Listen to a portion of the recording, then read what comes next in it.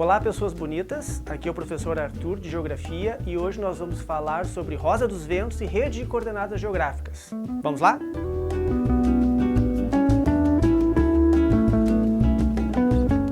A Rosa dos Ventos é aquela famosa estrelinha cheia de pontas que é usada para representar a localização dos pontos cardeais, dos pontos colaterais e dos pontos subcolaterais.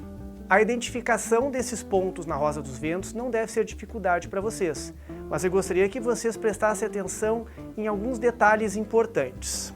Quando nos referimos a norte, pode ser que apareça na prova as palavras setentrional, setentrião ou boreal. Já quando a referência é ao sul, pode ser que apareça na prova as palavras meridional, austral ou meridião.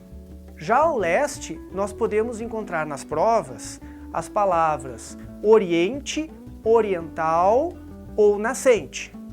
E quando a referência é oeste, pode ser que apareçam as palavras ocidental, ocidente ou poente. Quando falamos que o leste é o nascente, é porque estamos fazendo referência ao nascer do sol. Já quando falamos que o oeste é o poente, é porque estamos querendo fazer referência ao pôr do sol. Uma observação importante. O mais usual é nós representarmos nos mapas, independente da escala, o norte para cima e o sul para baixo.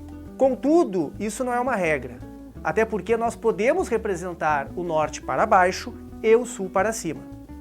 Tá, mas então, não sei se eu entendi, Arthur. Quer dizer que se o mapa do Brasil tiver com o norte para baixo e o sul para cima, então quer dizer que o Rio Grande do Sul deverá ser chamado de Rio Grande do Norte e o Rio Grande do Norte deverá ser chamado de Rio Grande do Sul? Não. O Rio Grande do Sul continua sendo chamado de Rio Grande do Sul. Ele continua ao sul do Brasil. E o Rio Grande do Norte continua ao norte do Brasil. A diferença é que no mapa, como ele vai estar, entre aspas, invertido, o Rio Grande do Sul vai estar na parte de cima do mapa e o Rio Grande do Norte vai estar na parte de baixo do mapa.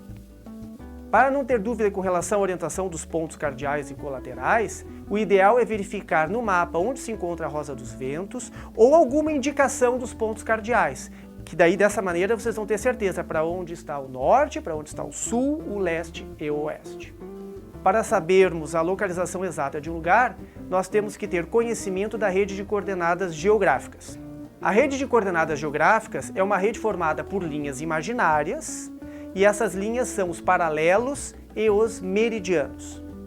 Os paralelos são círculos de tamanhos diferentes que têm como base a linha do Equador. Esses paralelos vão me dar uma distância em graus, ou seja, uma distância angular, que é chamada de latitude. Logo, a latitude é a distância angular entre um ponto qualquer da Terra em relação à linha do Equador. A latitude ela vai de 0 a 90 graus, tanto para o hemisfério norte quanto para o hemisfério sul, ou tanto para o hemisfério norte quanto para o hemisfério sul. Já os meridianos são semicírculos, que partem de um polo até o outro polo. Os meridianos também vão me dar uma distância angular, só que no caso essa distância vai ser chamada de longitude. Trocando em miúdos, a longitude é a distância angular entre um ponto qualquer da Terra e o meridiano de Greenwich, que é o meridiano usado como base para cálculo da longitude. A longitude vai de 0 a 180 graus, tanto para o hemisfério leste quanto para o hemisfério oeste. Atentem-se para um detalhezinho só. No caso da latitude, que vai de 0 a 90 graus, nós vamos ter 90 graus norte e 90 graus sul. Já a longitude, nós não teremos 180 oeste e 180 leste. Até porque o meridiano 180 graus é um só, que é justamente aquele meridiano que vai continuar do outro lado da Terra, o meridiano de Greenwich. A junção do meridiano de Greenwich com o meridiano 180 graus é usada para dividir a Terra em hemisfério leste e hemisfério oeste. Mais um detalhe importante, nós temos infinitos paralelos e infinitos meridianos. Eu sei que isso é difícil de entender, até porque nós estamos falando de um espaço finito, que é o espaço geográfico, o espaço da Terra. Mas acreditem em mim, nós temos infinitos paralelos e infinitos meridianos. Porque entre 1 grau de paralelo, nós vamos ter as frações, e cada fração tem as suas frações, e assim infinitamente. Quem pode explicar isso melhor é o professor de matemática. Um conceito relacionado às coordenadas geográficas é, como diriam os mineiros, um trem chamado ponto antípoda.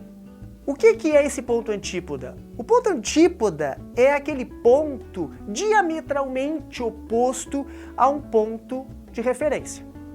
Nossa, mas isso aqui ficou meio difícil, né? Então, trocando em miúdos, o ponto antípoda é aquele ponto que a gente chega quando cava um buraco na Terra para chegar do outro lado do mundo. Caso isso fosse possível, óbvio, né? Para identificarmos o ponto antípoda, o procedimento é ultra simples. No caso da latitude, nós fazemos basicamente o seguinte: repetimos o valor da latitude do ponto dado e invertemos o hemisfério. Ou seja, se for 35 graus norte, o antípoda vai ser 35 graus sul. Já a longitude, o procedimento é um pouquinho mais complexo, mas nada de muito difícil. Nós vamos diminuir de 180 graus a longitude dada e depois inverter o hemisfério.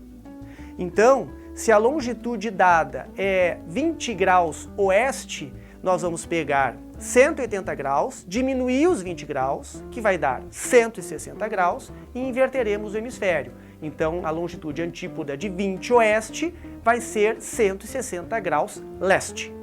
Pronto, agora vocês já têm conhecimento suficiente para não se perder por aí na Terra, tá bom, gurizada? Por favor, observem bem o que vocês estão fazendo para não se perder por aí. Tchau, tchau.